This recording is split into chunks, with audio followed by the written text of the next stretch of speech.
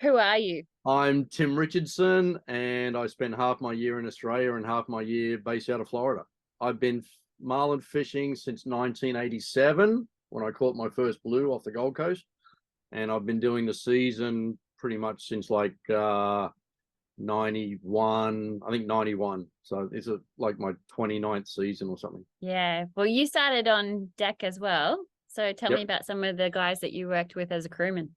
So I did 10 years on the deck. I first started doing deliveries with Tommy Black on the Backlash, taking the old Hatteras up and down from the Gold Coast during school holidays. And then I did my first season with JD on the Kailua. Yep. And then the next year I did fish with him again with John Boy. Yep. And then I fished with Bob Gilmore for a season. Then I fished on Real Screamer for a while. And then I went and fished with Muddy for a few years. Yep. With him and Bo. I think it was 2 years with him and Bo. So, was Tradition your first boat as skipper? So yeah, I jumped in from being a mate into, okay, now where do I go? Yeah. But fortunately, fishing with Muddy and, lots of, Bobby Jones and lots of guys really helped out with, helping me get squared away. When I came, my first season was 2005. How long had you been skippering by then? That was my first year running the boat. Oh, really? Okay. Yeah, because we bought the boat in October 04. Oh, there you go. Yep. Interesting. So yeah, 05 was my first year running the boat. Yep. And fortunately, because of my networking in the States, I had a full book. Yep. And we started from there. Unfortunately, we've been, other than the COVID years, we don't talk about those. We're always pretty fully booked. Why do you rate Cairns so much? I think Cairns it's not just fishing. Yep. And it is more than just fishing. A lot of places you go to, you get on the boat, you run out, you go fishing, you come back, hop off the boat and go and have dinner, and that's it. Yep. Whereas Cairns is about, for most people, a lot of people have never traveled internationally before to go somewhere. Yep. So especially, my clients are all from the States, so a lot of them travel, a lot of them don't travel. So, how do we get there? And I help them with all their traveling arrangements and what's the best route to fly. And you come to Cairns, and Cairns is a big country town for us. You come from America or Europe, and Cairns, there's nothing like Cairns in America or Europe. Yeah. And then you get them to Cooktown, and it's like, oh, it's like the Wild West. So you're expecting someone, Clint Eastwood to walk out of the bar with a gunslinging. It's just a totally different place to anywhere else. And I think the special thing for us is, the bait fishing and the popper fishing and the spearing and snorkeling is as much of an attraction as the actual catching the big fish on the outside of the. Yeah, plus the where we're fishing is pretty spectacular. Yeah, I mean, the reef is insane. There's a lot of people that want to come out here. So when is the best time to visit the reef?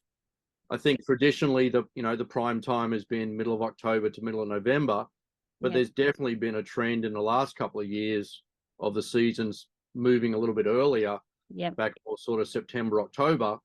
And, last year, November was pretty quiet for us. I know, some guys might have had a little bit of good fishing here and there, but it seemed to really peak in October last year. But, we've had other years where they've fired from the first day you put the baits in to the time you pack up to go home, and all you want to do is go back out there, but you've run out of trips. And then other years it's a little bit of a pick and a tough, and then you get a week of good, and off and on. I think as we all know, it's more about current and watercolor. And that's what we tend to chase. We're not, those big tides on the moons really affect that outgoing water, which then everybody gets piled up on 7 and 8 and 10 or down south.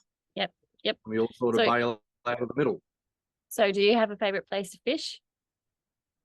Yeah, I'm partial to 10 because I spent so much time there as a mate, with Muddy and JD and stuff. On the mud hole by chance? The mud hole. I really like fishing number 8, the top half of number 8. We had some really consistent fishing there in 19. Everyone would drive by heading up to 10, and we just sit there and pick away at them, and we had some really good fishing there. I like 7 as well. I haven't really done that well in the middle, except for, we had that phenomenal run there, when you guys found that big patch of fish there a few years ago. That was some special fishing. Yeah. That was 18. Yeah. Yeah. Anything that you're looking forward to this year? I'm really looking forward to getting back and having my crew again. Yeah. I had the same crew for many years, and they've moved on to captain's jobs and doing really well. Yeah. And I've got Thomas and Martini coming back, and we just had a really good time end of the season last year when Martini joined us, and teaching Thomas how to cook. And I've seen some of his sandwiches. I'm not sure you call that cooking. No. Well, Martini's taking him under the wing, and he's teaching him. He's doing better. So that's good. But no, they're super jacked up to get over here, and that they're just finishing up the tournaments overseas, and get here 12th, 15th of September or something like that. Yeah. Looking forward to getting up there and seeing all my friends again. Did you spend much time up at Day in that last year? Yeah, I spent a lot of time up there last year, and we got up there before everybody else sort of worked out that was really the only place there was a bite going on, really. And we had some good fishing up there with Chad from Hawaii. Caught one about 800, and then another, mid-ranger. Yeah. And then we got lucky on the CPGFA tournament, caught a couple real quick there, and somehow managed to snag a win for that. I don't know how we did that, but we managed to catch a couple. Yeah.